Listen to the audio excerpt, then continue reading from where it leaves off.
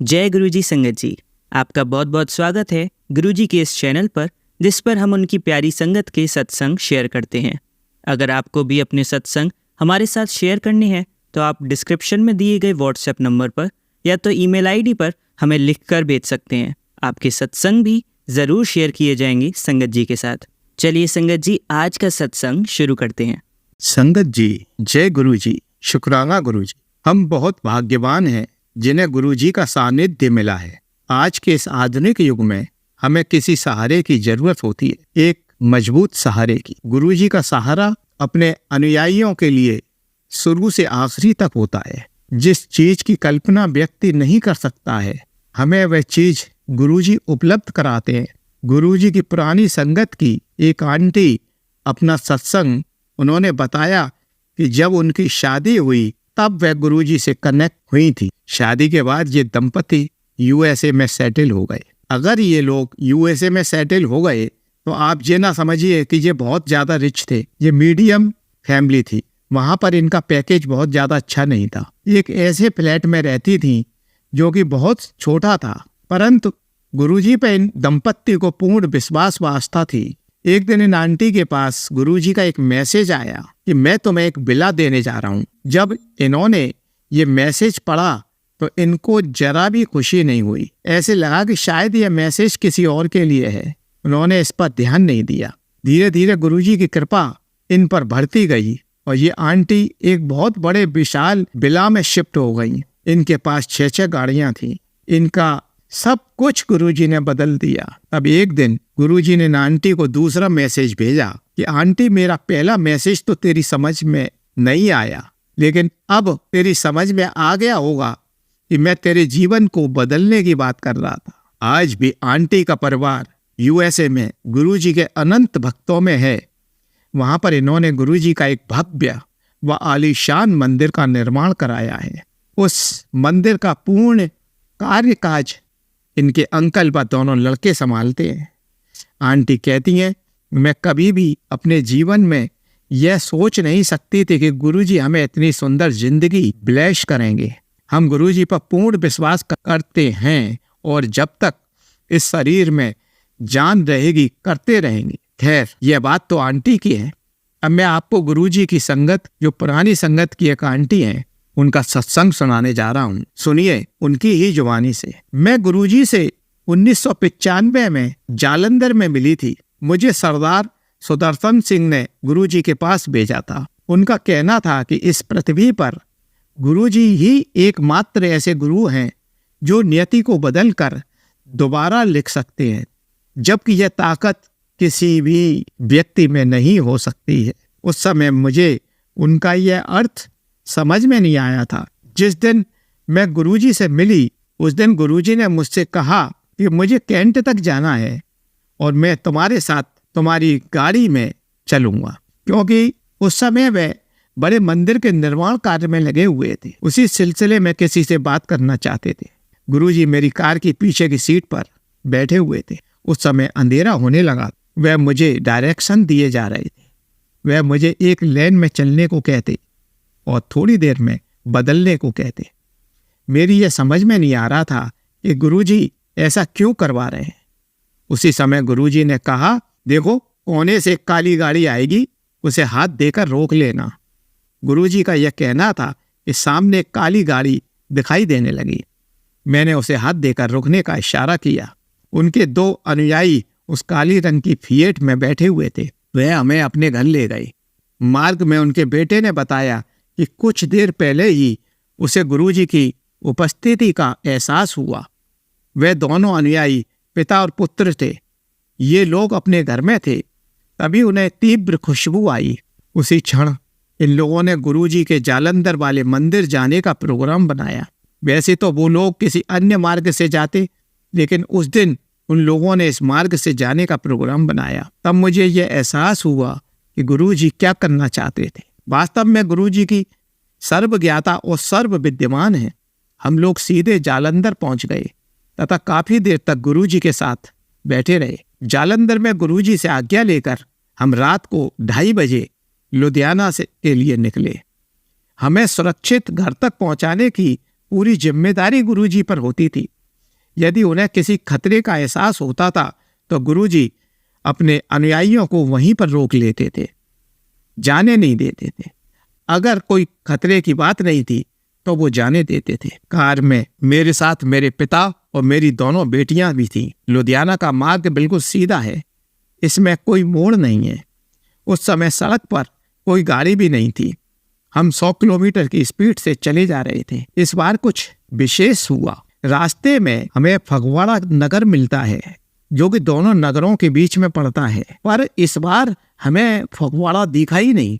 यानी संगत जी, आपको कुछ समझ में आया या नहीं? हमें रास्ते में फगवाड़ा नगर कहीं भी दिखाई नहीं दिया। गुरुजी की कृपा से यह नगर हमारी आंखों से ओझल हो गया। घर पहुंचने पर मैं ये सोच रही थी कि ये कैसे हो गया। दूसरे दिन इस रहस्य का उद्घाटन हुआ। जब मैं गुरुजी से मिली तो गुरुजी ने मुझसे पूछा, क्या तुम्हारी गाड़ी 100 की स्पीड पर जा रही थी? मैं ये सुनकर बहुत चक्की रह गई। यह सोचने लगी कि गुरुजी को कैसे पता लग गया कि मैं रात को 100 की स्पीड से गाड़ी चला रही थी। उसी समय गुरुजी ने मुझे बताया कि तुम्हारे ऊपर किसी ने ब्लैक मैजिक किया हुआ है। इसके बाद गुरुजी ने कुछ क्रियाएं की। थोड़ी देर में गुरुजी ने खून की उल्टी की। गुरुजी अपने टखने पर एक काला स्पॉट दिखाया जो कई महीनों तक बना रहा। उस समय मुझे सरदार जी की बात का मतलब समझ में आया कि गुरुजी अपने अनुयायियों की रक्षा के लिए नियति भी बदल देते थे। गुरुजी ने कहा कि मैं कष्टों के शिखर पे थी और यदि काला जादू हो जाता तो 45 वर्ष की आयु से अधिक जिंदा नहीं रह पाती। उस समय मेरी आयु 45 के आसपास ही चल रही थी। गुरुजी से उस भेंट के पश्चात मेरे मुंह का रंग बिल्कुल काला पड़ गया था। अब धीरे धीरे मेरा रंग अपने वास्तविक रूप में आ रहा था। मैंने अपना 14 किलो वजन खोया और मैं इतनी बुरी तरह से बीमारी से घिर गई थी कि मेरा करीबन 14 से 15 किलो वजन कम हो गया था। आज मेरी आयु 50 वर्ष की है और मैं आनंद में जीवन जी रही हूँ। अगर गुरुजी उस समय हम पर अपनी कृपा न करते तो आज संगत जी मैं जिंदा नहीं होती। इस प्रकार गुरुजी ने उस काले जादू से मेरी मदद की। वह काला जादू जिसने किया था वह भी बहुत प्रभावशाली और मेरा मिलने वाला व्यक्ति था। गुरुजी के आगे बड़े बड़े व्यक्ति फेल हो जाते हैं। जिस दिन गुरुजी केस को अपने हाथ में लेते थे उस दिन से ब्लैक मैजिक करने वाले व्यक्ति की उल्टी गिनती शुरू हो जाती थी। उस व्यक्ति पर उलटकर प्रहार होता था। इन 12 वर्षों से अधिक समय में हमने गुरुजी की कृपा होते हुए देखी थी। एक बार चंडीगढ़ के निकट दबकोरी गांव में हमने एक प्लॉट लिया। इस प्लॉट को लेने के लिए गुरुजी ने ही मेरे को प्रेरित किया। इस प्लॉट को लेने के लिए गुरुजी ने मेरे को आशीर्वाद दिया था। गुरुजी ने कहा कि इस भूखंड पर एक ट्यूबवेल लगाकर उसमें सब्जियां उगाओ जो कि जैविक सब्जी कहलाएंगी। हमने ट्यूबवेल लगाने वाले लोगों से संपर्क किया। उन्होंने एक टीम मेरे भूखंड पर भेज दी। उन्होंने पृथ्वी में जल की खोज आरंभ की। खुदाई 420 फीट की गहराई तक हो गई किंतु जल नहीं मिला। जब हमने उस जगह का सर्वेक्षण किया तो पता लगा कि इस भूखंड पर कहीं भी जल नहीं है। हम यह देखकर बड़े परेशान हो गए। हमने तुरंत दिल्ली जाकर गुरुजी से इस संबंध में बातें की। तब गुरुजी ने कुछ क्रियाएं की और ध्यान लगाया। थोड़ी देर बाद गुरुजी बोले, उस भूखंड के अन्य हिस्से में खुदाई करो, जल निकल आएगा। जब हमने दूसरी जगह पर खुदाई कराई तो इतना जल निकला कि पाइप टूटने से बचे। सबसे बड़ा आश्चर्य जब हुआ कि यह जल बहुत मीठा जल था। उसमें से नीले रंग के कंकड़ निकल रहे थे। हम तुरंत ही गुरुजी का शुक्राना करने के लिए दिल्ली एम्पायर स्टेट गए। वहां जाकर गुरुजी का शुक्राना किया। उसी समय गुरुजी ने बताया ऐसी एक घटना और घटित हुई थी जब गुरु नानक देव ने बहुत दूर बैठकर जल निकाला था। वही घटना आज दोबारा घटी जब मैंने 250 किलोमीटर दिल्ली में बैठकर जल निकाला है। यह जल 100 वर्षों के बाद आया था। उस गांव के सब लोग बड़े आश्चर्य में थे। जिस समय हम यह प्लॉट खरीद रहे थे उस समय वहाँ के लोग मुझे मूर्ख महिला समझ रहे थे। वे यह सोच रहे थे कि जब यहाँ पर पानी नहीं है तो इस प्लॉट में सब्जियां कहाँ से उगा लेंगे। उन मूर्ख गांव वालों को शायद यह नहीं मालूम था कि मेरे साथ साक्षात महादेव का हाथ मेरे सर पर है। जिसके सर पर महादेव का हाथ होता है उसका क्या कोई बिगाड़ सकता है। गुरुजी ने उस समय मुझे यह चेतावनी दी कि यदि मैंने इस जल को बेचा तो यह कूप सूख जाएगा। अब मैं सत्संग को विराम दे रही हूँ। जय गुरुजी की, शुक्राना गुरुजी का। चलिए संगत जी, अब अगला सत्संग सुनते हैं। जय गुरु जी संगत जी। गुरुदेव के श्री चरणों में मेरा अनंत अनंत कोटि नमन वंदन प्रणाम है। उनके श्री चरणों में मैं अपना शुक्राना पुष्प समर्पित कर रही हूँ। सत्संग कहने में मुझसे जो भी भूल चूक हो जाए, मेरे समस्त संगतजन, मेरे परम पूज्य गुरुदेव मुझे क्षमा करिएगा। संगत जी, हमारे अंग संग गुरुदेव होते हैं। हम जब उनकी शरण में हैं, हमारे अपने जब उनकी शरण में हैं, तो उनकी कृपा दृष्टि, उनका वरद हस्त निरंतर हम सबके सर पर है। और वे हर क्षण, हर घड़ी, हर पल न केवल हमें देख रहे हैं, बल्कि हमारे मन मस्तिष्क पटल पर क्या अंकित हो रहा है, हम क्या सोच रहे हैं, हमारी सोच किस दिशा में जा रही है, या हम परेशान हैं, ये सब चीज़ों की खबर वो हमारी रखते हैं। परसों के दिन मेरे बेटे की तबीयत थोड़ी, मतलब 2 दिन से मेरे बेटा अस्वस्थ था। फीवर भी आ रहा था उसे, और उसने वोमिट की दोनों दिन, परसों और कल। कल रात को वो थोड़ा ठीक फील हुआ है और अभी वो ठीक है, उसे फीवर भी नहीं आया और अब उसे वोमिट भी नहीं हुई। गुरुदेव ने पहले ही मैसेज दिया था कि तेरे बेटे पर आने वाले 36 घंटे थोड़े भारी हैं, ध्यान रखना। और उनका दिया हुआ मैसेज सच होता है, तो उसी अनुसार हुआ। और जब वो 36 घंटे पूर्ण हुए तो मेरा बेटा पूर्ण सुरक्षित है। गुरुदेव तो होते ही हैं हमारे साथ। जब भी हम अपना 10% जो भी कर्मा है फेस कर रहे होते हैं, तो उसे फेस करवाने में, उससे उबरने में, उससे बाहर निकलने में वे साथ हमारे होते ही हैं। लेकिन फिर भी हम तो इंसान हैं, डर ही जाते हैं। उनका वे साथ है, साथ ही साथ उनका चंदन टीका, उनका स्वरूप, उनका जल प्रसाद, उनका लंगर प्रसाद जो हम घर में भोग लगाते हैं, वो सब हमारे साथ है। और ये सब ना भी हो तो भी उनका मंत्र जब वो हमारे साथ है, तो फिर हमारे पास इतने अनमोल शस्त्र हैं, तो हम असुरक्षित तो हो ही नहीं सकते। लेकिन फिर भी माँ होने के नाते बेटे के लिए थोड़ा चिंतित हो ही जाती हूँ।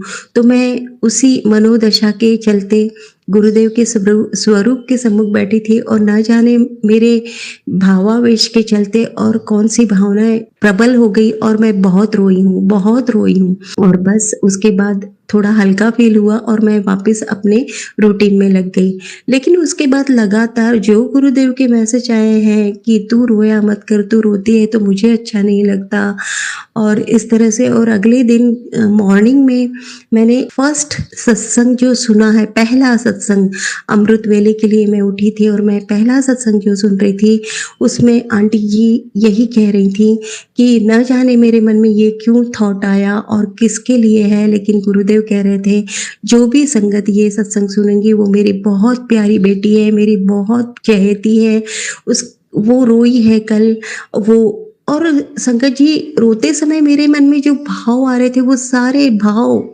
आंटी जी ने बताया कि गुरु जी ने मुझे थॉट डाला कि वो अपनी पुरानी बातें याद कर किसी अपने से बात करना चाह रही थी और अपने बेटे के लिए चिंतित हो रही थी, इसलिए रो रही थी। मैं दंग रह गई संगत जी, इतना स्पष्ट और क्लियर वो आंटी जी ने मेरे मनोभाव को अंकित किया था।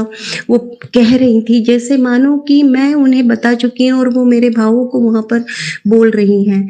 गुरुदेव कितना हमें केयर करते हैं, कितना चाहते हैं, कितने हमारे लिए चिंतित होते हैं। हम यदि रोते हैं ना संगत जी, तो आज मुझे पता चला कि सच में हमारा परम पिता परमेश्वर, हमारा भगवान भी रोता है। वो भी उतना दुखी होते हैं, वो भी उतने हमारे लिए चिंतित होते हैं। जब गुरुदेव से टेलीपैथी द्वारा या जैसे भी हो हमें उनकी संदेश प्राप्त होते हैं तो मैं समझ पा रही हूँ। अन्यथा पहले मैं यही सोचा करती थी कि भगवान को कोई असर नहीं पड़ता हमारे दुख का, उन्हें क्या फ़र्क पड़ता है, हम इतने दुखी हैं, वो तो देख ही नहीं रहे, कई बार कह दिया करती थी। उसके लिए मैं माफ़ी चाहती हूँ गुरुजी।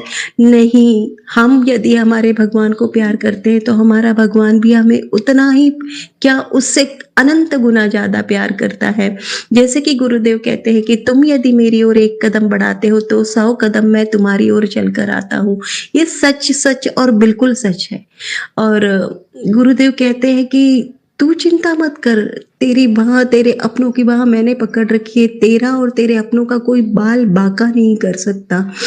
बस थोड़ा समय है, अपने 10% काट ले, फिर तो मैंने तुझे इतना देना है कि तू कभी सोच ही नहीं सकती, तेरी झोली छोटी पड़ जाएगी। और संगत जी, गुरुदेव हैं तो हम सब निश्चिंत हैं। ये सच में कितनी ही बड़ी बड़ी बाधाएं या संघर्ष या दुख तकलीफें क्यों ना आ जाए, हिम्मत बनी रहती है अंदर से, आत्मबल बना रहता है कि मेरे गुरुदेव मेरे साथ है और हम निश्चिंत होते हैं। और ये जो वॉमिट हुई मेरे बेटे को लगातार 2 दिन, और उसकी वजह से थोड़ा तो फीवर आना ही है बॉडी में।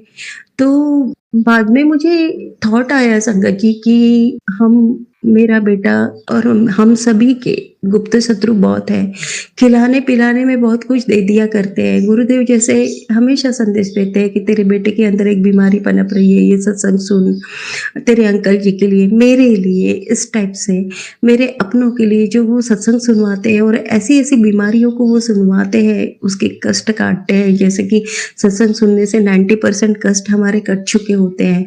और बाद में मुझे ध्यान आया कि वो जो गंदगी है जो खिलाई पिलाई गई है, वो लैट्रिन के द्वारा और वॉमिट के द्वारा मेरे बेटे के शरीर से बाहर निकल गई। और अब मेरा बेटा सुरक्षित है क्योंकि गुरुदेव ने उसे, उसके अंदर जो भी गंदगी डाली होगी वो पूरी बाहर निकाल दी, उसे क्लीन कर दिया। गुरुदेव का अनंतम शुक्राना है। गुरुदेव क्या कहूँ गुरुजी, आपके लिए मेरे पास वर्ड्स नहीं है। आप मेरे ना जाने किस जन्म के कौन से पुण्य का फल है, उस पुण्य को मैं सादर नमन करती हूँ, जिसके जरिए, जिसके सहारे, जिसकी वजह से आप मेरे जीवन में आए। आपके श्री चरणों में मैं अनंत कोटि नमन वंदन पुनः करते हुए आपका अनंतम शुक्राना करती हूँ गुरुजी।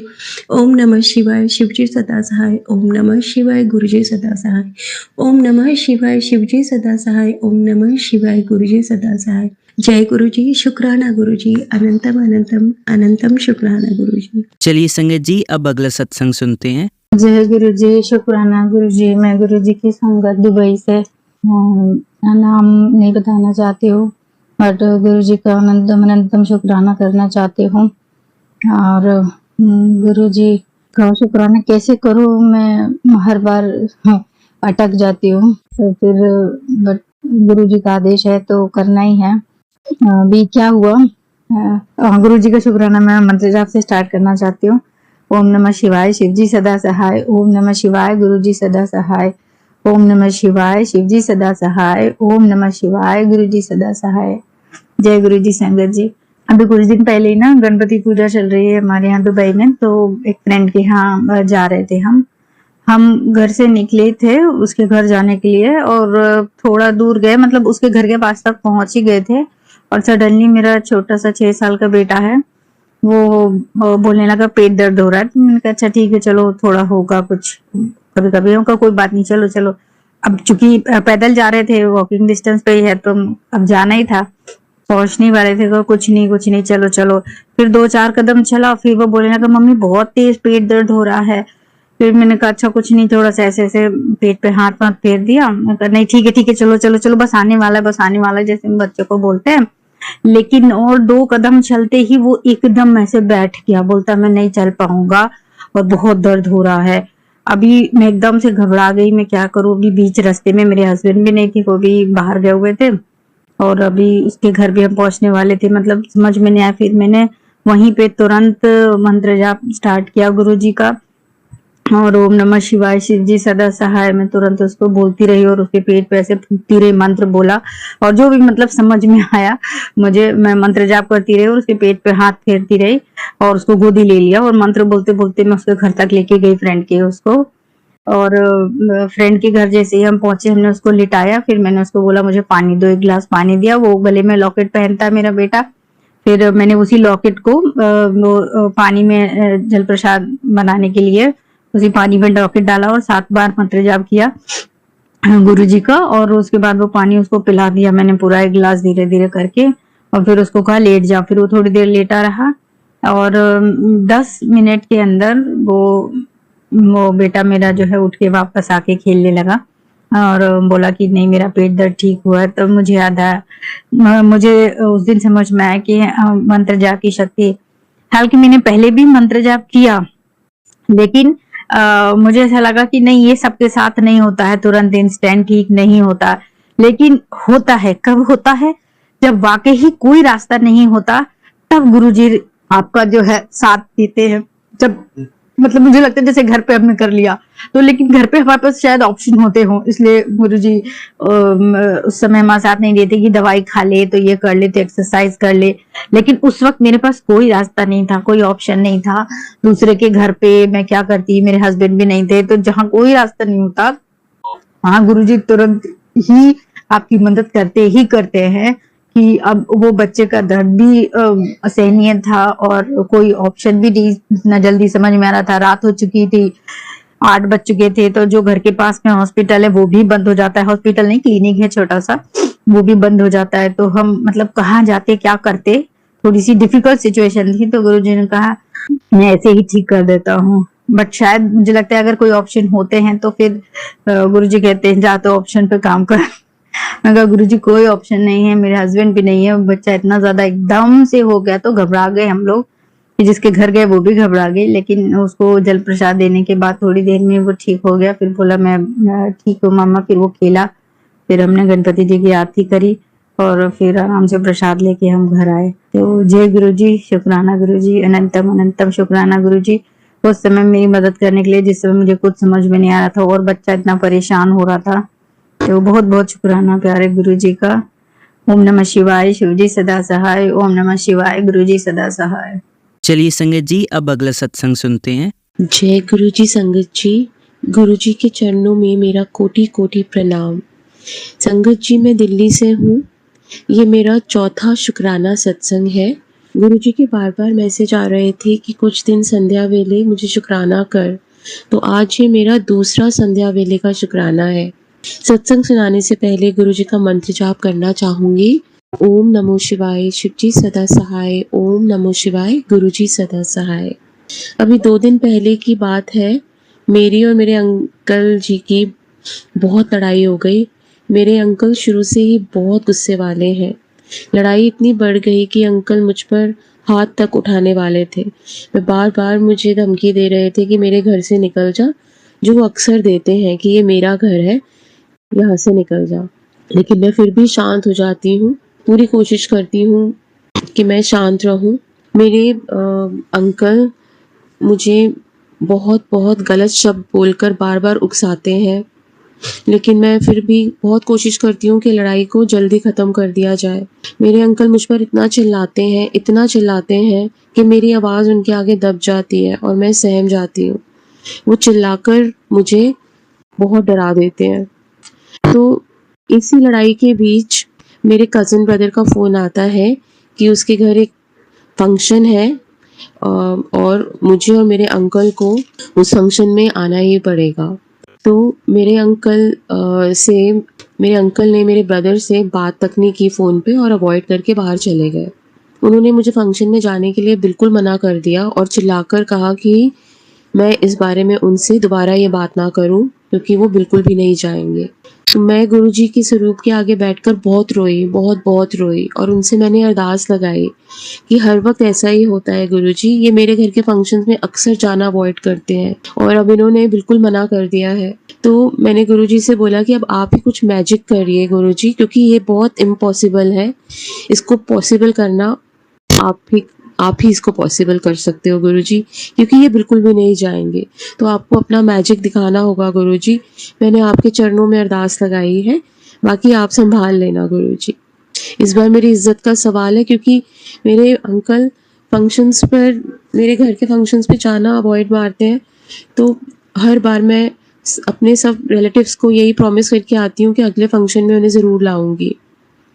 मैंने कुछ देर गुरुजी के स्वरूप के आगे बैठ के मंत्र जाप किया और सो गई रो रो के।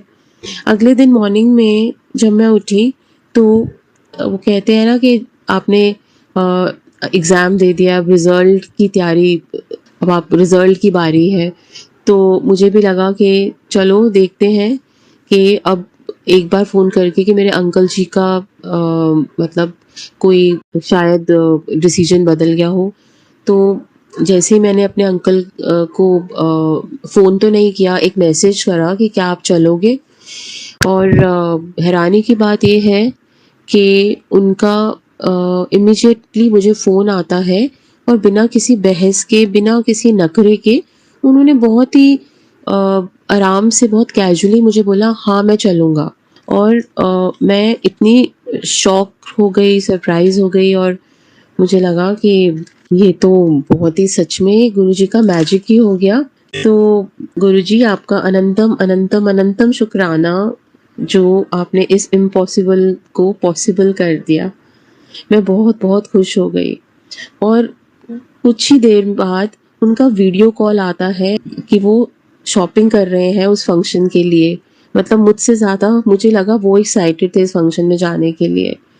शुक्राना मेरे गुरुपा, ये आप ही कर सकते थे। मैं इतनी खुश हूँ, इतनी खुश हूँ। और आज हम उस फंक्शन में जाएंगे और मुझसे ज़्यादा मेरे हस्बैंड एक्साइटेड हैं तैयारियों में। संगत जी, गुरुजी ने मुझे बहुत ही ज़्यादा सब्र करना, लेट गो करना, माफ़ करना सिखा दिया है। वरना मेरे अंकल की कितनी ऐसी जली-कटी बातें हैं जो अगर मैं दिल से लगा लूँ ना तो मैं उन्हें कभी माफ़ ना कर पाऊँ और उनके साथ इस घर में एक दिन भी ना रह पाऊँ। बट गुरुजी यही तो सिखाते हैं हमें। अपने मैसेजेस के थ्रू मुझे कितनी बार बताते हैं कि तू शांत रहा कर, जो जैसा गंदा बोलता है बोलने दे, मैं सब देख लूँगा। संगत जी, मेरे इस मामले को तो गुरुजी ने सँभाल लिया और मुझे पूरी उम्मीद है आगे भी हमेशा वो ही सँभालेंगे। क्योंकि ससुराल में तो ऐसी बहुत सी बातें होती रहती हैं। मैं अपनी हर बात गुरुजी से ही शेयर करती हूँ, उन्हें ही अपना मम्मी-पापा मानती हूँ। अपने जो मेरे अपने मम्मी-पापा हैं मैं उन्हें तंग नहीं करती, उन्हें कभी टेंशन नहीं देती कि मेरे साथ क्या होता है, क्या लड़ाई चलती है या क्या इश्यू होते हैं। मेरे गुरुपा मेरे साथ खड़े हैं, वो ही सब सँभाल लेते हैं। मैं अपने माँ-बाप को, वो भी एज है उनकी, एजेड हैं दोनों, मैं उन्हें तंग नहीं करना चाहती। तो इसीलिए मैंने गुरुपा को ही अपना सब कुछ मान लिया है। कुछ भी होता है मैं उन्हीं से बात करती हूँ, उन्हीं से शेयर करती हूँ और वो मेरे साथ हमेशा रहते हैं। और कितनी बार मैं डट कर मुकाबला भी कर लेती हूँ उन इश्यूज़ का। थैंक यू इसके लिए गुरुजी, बहुत ज़्यादा थैंक यू गुरुजी। तो मैं अब अपने सत्संग को यहीं विराम देना चाहूँगी, यही अरदास करते हुए, स्पेशली अपनी सभी बहनों के लिए और बेटियों के लिए जो अपने ससुराल में कितने इश्यूज़ से जूझती होंगी। गुरुजी, मेरी सभी अपनी बहनों और अपनी बेटियों के लिए ये अरदास है कि उनके साथ हमेशा रहना, उन पर अपनी असीम कृपा बरसाना, उन्हें सब्र देना, उन्हें स्ट्रॉन्ग बनाना, बहुत-बहुत स्ट्रॉन्ग बनाना। शुक्राना गुरुजी, आपका लख-लख बार शुक्राना। आपका बहुत-बहुत बेअंत शुक्राना गुरुपा। जय मेरे गुरुजी, शुक्राना मेरे गुरुजी। चलिए संगत जी, अब अगला सत्संग सुनते हैं। जय गुरुजी, शुक्राना गुरुजी, अनंतम अनंतम शुक्राना गुरुजी महाराज। गुरुजी, आपके चरणों में आपकी बच्ची शुक्राना सत्संग शेयर करने जा रही है। मेहर करना, अपना मेहर भरा हाथ अपनी बच्ची के सिर पे रखना। मंत्र जाप के साथ संगत जी शुरुआत करेंगे। ओम नमो शिवाय, शिवजी सदा सहाय। ओम नमो शिवाय, गुरुजी सदा सहाय। संगत जी, गुरु महाराज जी का हुक्म था कि बहुत बार ये मैसेज शो हुआ गुरु जी का कि तूने बच्चे शुक्राना करना है कि नवरात्रे आने वाले हैं, तो 3 तारीख से लेके पूरे नवरात्रों में तूने अमृत वेले में रोज़ शुक्राना शेयर करना है। तो गुरु महाराज, सबसे पहले आपके चरणों में माफ़ी मांगूंगी कि आज सुबह आपने उठाया पर मैं शुक्राना सत्संग जो है वो शेयर नहीं कर पाई। आप जानते हो गुरु महाराज, माफ़ करना कि आपने जो भी सेवा दी है, अमृत वेले मतलब 5 बजे गुरु महाराज ने आज उठाया तो 5:30 बजे, तो उसके बाद मैं जपजी साहिब का और शिव चालीसा जी का पाठ जो गुरु महाराज जी ने बोला था वो जैसे करने लगी। और उसके बाद फिर जैसे घर के और बड़े बुजुर्ग हैं तो उनको चाय वगैरह या जो भी नाश्ता देना होता है उनमें लगी। तो गुरु महाराज क्षमा करना। गुरु महाराज, वैसे तो जो है हमारी इतनी औकात नहीं है कि हम आपकी वड्याई कर पाएँ, आपका गुणगान कर पाएँ। वो तो आपकी मेहर है कि आप अपना हाथ पकड़ के हमें पकड़ाते हो और हम जो है आपकी मेहर के साथ आपकी महिमा, आपकी वड्याई जो है में कुछ शब्द जो है वो कह पाएँ। तो गुरु महाराज मेहर करना, आप जो भी सत्संग शेयर करवाना चाहते हो। संगत जी, सत्संग तो बहुत सारे हैं, बहुत सारी सत्संग है जो हम भूल जाते हैं, तो गुरु महाराज क्षमा करना इसके लिए भी कि आप इतनी मेहर करते हो हमारे ऊपर, पल पल हमारा साथ देते हो, लेकिन हम जो है उस हर एक पल का जो है वो शुक्राना जो है वो नहीं कर पाते हैं आपका। तो मेहर करना गुरु महाराज, आपके का जो शुक्राना है वो हर श्वास श्वास हम कर पाएँ। संगत जी, गुरु महाराज ने जो शुक्राना सत्संग की सेवा दी है, तो गुरु महाराज ने बोला था कि तू तैयारी कर ले। बहुत दिनों से मैसेज आ रहे हैं कि तैयारी कर ले, मैं और माता रानी अब तेरे जो सारे कष्ट हैं, दुख हैं, बीमारियां सब खत्म करने के लिए आ रहे हैं। तू तैयारी कर, सफाइयाँ शुरू कर, सफाई कर। तो गुरु महाराज की कृपा से जितना हो पाया वो आपकी बच्ची ने वो से आपने करवाया है गुरु महाराज। तो संगत जी, आज ही जैसे सुबह मैंने मतलब गुरुजी का जो भी है जोत वगैरह जगाई और गुरुजी के तिलक लगाया। तो उसके बाद जैसे ही मतलब संगत जी, एक चीज़ और आपके साथ शेयर करना चाहूँगी कि जब भी गुरु महाराज तितली रूप में घर में आते हैं, जैसे हमारे आगे वाला पोर्शन खाली लिया तो वहाँ पे गमले वगैरह भी जैसे हैं या फूल भी लगे हुए हैं, तो पीछे वाला जो पोर्शन है वो थोड़ा सेंटर में बना हुआ है। तो मैं जब भी गुरु महाराज तितली रूप में आते हैं तो गुरुजी किसी न किसी बहाने से वो मुझे अपने दर्शन ज़रूर करवा देते हैं। मैं उसी टाइम बाहर आती हूँ जब गुरुजी तितली रूप में आते हैं। तो आज भी ऐसे हुआ, मैंने एकदम से हमारा ड्राइंग रूम का दरवाज़ा खोला और वहाँ से मेरे को जैसे एक तो वाइट तितली बहुत बड़ी थी वो मुझे जाती हुई घर में से दिखी, और एक ब्राउन और ब्लैक कलर की और वाइट कलर की जो डॉट्स थी वो तितली जो थी वो मुझे गुरु महाराज ने आज दर्शन दिए तितली रूप में। संगत जी, पहले कभी मैंने नहीं देखा कि जब भी तितली रूप में गुरुजी आते हैं तो बस एक चक्कर लगा के, 1-2 राउंड लगा के जैसे चले जाते हैं। तो आज उसने पता नहीं कितने चक्कर लगाए, जैसे घूमते रही। फिर बाहर जैसे ऊपर छत बनी हुई है आगे जैसे, तो उस छत पे उसने जैसे तितली में ने एक मतलब थोड़ी-थोड़ी दूरी पे जैसे जा के बैठ के अपने पंख जैसे फड़फड़ाती रही, और मतलब मुझे समझ नहीं आया, कुछ दूरी पे जाके उसने मतलब 8-10 जगह पे वो तितली जो है वो बैठी और कुछ देर बैठ के अपने पंख फड़फड़ाती रही। तो मुझे समझ नहीं आया कि वो मतलब गुरुजी जानते हैं कि वो मतलब मुझे फ़ील हो रहा था कि साक्षात गुरु महाराज आए हैं। तो जो भी उन्होंने आके जो भी ब्लेसिंग दी है वो गुरु महाराज जानते हैं। तो उसके बाद संगत जी, मुझे थोड़ी देर बाद अभी अंदर मैसेज भी आया कि देख, अब तो मैंने मतलब तेरे को इशारा भी दे दिया, तेरे को दर्शन भी दे दिए, तो अभी भी तू समझ नहीं पा रही है। तो गुरु महाराज अनंतम अनंतम शुक्राना। सच में गुरु महाराज जो है आए और उन्होंने ब्लेस किया, क्योंकि गुरुजी ने ही बोला था कि माता रानी और मैं ज़रूर आएंगे तेरे को ब्लेस करने के लिए। तो अनंतम अनंतम शुक्राना। और आज ही संगत जी, हमारे कोई इन्होंने में जैसे वो शास्त्री जी हैं, तो अभी थोड़ी देर पहले जैसे अभी वो आए हैं और उन्होंने यही बोला कि बेटा हमारे जैसे माता रानी का जागरण है और मैं आपको इनवाइट करने के लिए आई हूँ। तो गुरु महाराज का अनंतम अनंतम शुक्राना है। संगत जी, गुरु महाराज की मतलब इतनी ब्लेसिंग है हर पल कि बता नहीं सकते हम, उनका गुणगान नहीं कर सकते हैं। गुरु महाराज ने जैसे मुझे बोलना था, मतलब जैसे सेहत का भी इतना ध्यान रखते हैं गुरु महाराज कि तूने मतलब अपनी सारी जो भी बीमारियाँ ठीक करनी है या जो भी कोई प्रॉब्लम है वो सब ठीक हो जाएँगी, बस तू ये 3 काम किया कर कि एक तो जब भी खाना खाना है तो वो बेड पे या सोफ़े पे बैठ के नहीं खाना है और नीचे बैठ के चौंकड़ी मार के जैसे हम संगत जी खाते हैं, और उससे पहले गुरु महाराज का जो है जल प्रसाद पीना है।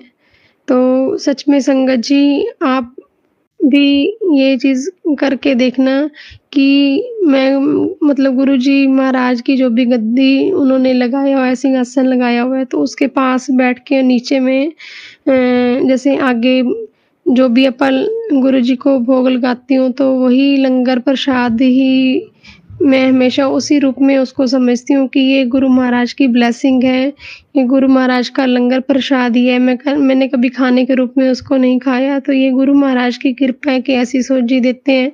क्योंकि संगत जी एक बार मतलब कई बार जैसे वो पुरानी संगत का भी अंकल जी का सत्संग सुना हुआ है कि हम जो गुरु महाराज को भोग लगाते हैं वो ये नहीं है कि गुरु महाराज की वो खा के जाती हैं या कुछ है, लेकिन उसमें वो इतनी ब्लेसिंग डाल देते हैं कि उससे हमारे जो कष्ट है, हमारी बीमारियां हैं वो दूर होते हैं, हमें ब्लेसिंग्स मिलती हैं उससे। तो मैं हमेशा मतलब गुरु महाराज की अनंतम कृपा है, गुरु महाराज ऐसे कृपा बनाए रखना कि हमेशा उसको प्रसाद के रूप में, ब्लेसिंग के रूप में ग्रहण करती हूँ। तो अभी जैसे कल जैसे गुरु महाराज ने जैसे बोला था कि अमावस पे पितरों के लिए जैसे आप खीर वगैरह जैसे या पूड़ी या जो भी है तुम बनाओ और खिलाओ जैसे, तो गुरु महाराज ने जैसे चावल मना किया हुआ है, लेकिन छोटी सी कटोरी में जो गुरुजी के बर्तन रखे हुए हैं अलग से, तो उसी में खीर का वो प्रसाद भोग लगाया। तो सुबह जो है संगत जी वो बेटे को दे दिया, लेकिन दोपहर को उन सब ने खा लिया था, लेकिन मैंने अभी खाना था तो गुरुजी को वही दोपहर को भी मैंने खीर और पूड़ी का ही भोग लगाया। तो वो मेरे मन में यही आ रहा था कि गुरु महाराज चावल तो नहीं खाने, लेकिन गुरुजी ये तो आपकी ब्लेसिंग है, मैं तो इसको आपकी ब्लेसिंग के रूप में ही खा रही हूँ, तो ये आपका ही प्रसाद है गुरु महाराज। तो बस वो छोटी सी कटोरी में जितना वो था खीर प्रसाद, वो गुरुजी का मतलब ब्लेसिंग समझ के ही खाया। गुरु महाराज, अगर मेरे से गलती हो गई हो तो क्षमा करना। तो संगत जी जो आपके साथ शेयर कर रही थी कि हमेशा गुरुजी का जो लंगर प्रसाद है नीचे बैठ के ही गुरु महाराज के पास बैठ के उनका शुक्राना करके अरदास करके जैसे खाती हूँ, तो सच में इस तरह का मतलब फीलिंग आता है कि सच में गुरु महाराज हमारे सामने बैठे हैं। और कई बार तो ऐसे होता है कि उस लंगर प्रसाद को घर में खाते खाते कई बार तो आंखों में जैसे आंसू भी आ जाते हैं। तो गुरु महाराज की मेहर है, वो अपनी ब्लेसिंग को फील करवाते हैं संगत जी।